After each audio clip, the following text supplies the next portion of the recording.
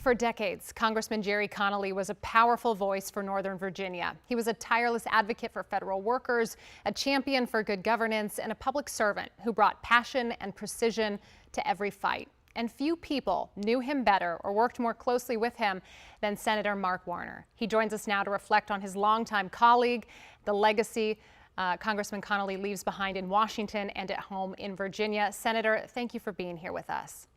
Thank you for having me. I wanted to start, first of all, by just offering our condolences. I know you've been friends for over 30 years. What would you share with our viewers about that friendship? Well, Gerry was a fighter. I mean, he cared passionately about Fairfax County, all of Northern Virginia. He brought humor, but he also brought a pugnaciousness to him. I mean, he was the kind of guy, when you got into a fight, you want him in the foxhole with him. And I've been through so many stories come to mind. We've campaigned across Northern Virginia many times. When he first got involved in Fairfax County politics, Fairfax was a pretty Republican county. Now it is obviously the opposite. That was a lot due to Gerry Connolly. I remember more recently the fight over the headquarters of where the FBI is going to be. Of course, that whole fight's been blown up a little bit now by the new administration, but Gerry was, pitching in for Virginia all the time. And let's face it, the Maryland House delegation is really strong as well. And then you've got the question of federal workers. There was nobody that cared more about federal workers. All the rest of the delegation in Maryland and Virginia, we fight hard for our federal workers, but Gerry went the extra mile year in and year out, not just more recently with the challenges by the new administration. Now, over the years, you and Congressman Connolly worked together on some big issues for Virginia, some of which you've touched on: federal worker protection, infrastructure.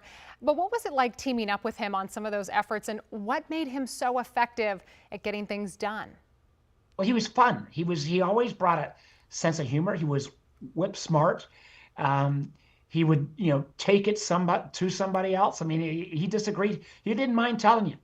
He got past political politeness for the sake of politeness sometimes. You knew where he stood on every issue, but he did it in a way that wasn't ever mean. So, there were times, I still remember when I was governor and I was saying, we got to fix our state's finances and we had to change our taxes a bit. And Gerry goes, well, Mark, you just remember, Northern Virginia already pays more than its fair share, so you make sure it's fair. So we were friends, but he was always willing to get in your face if he thought he was right. Always fighting for voters is what I'm hearing you say. As we begin to wrap up our interview, obviously, you worked closely alongside him, but what do you think he'd say was his proudest moment, or what he would hope people would remember him for? I think one of the things he'd claim would be, getting rail to Dulles. Boy, oh boy, that was a multi-decade fight. I think there's not probably a single trail, park, road in Fairfax that he didn't touch. But at the end of the day, he was about making sure everybody in this country got a fair shot. And he believed strongly in America and our values.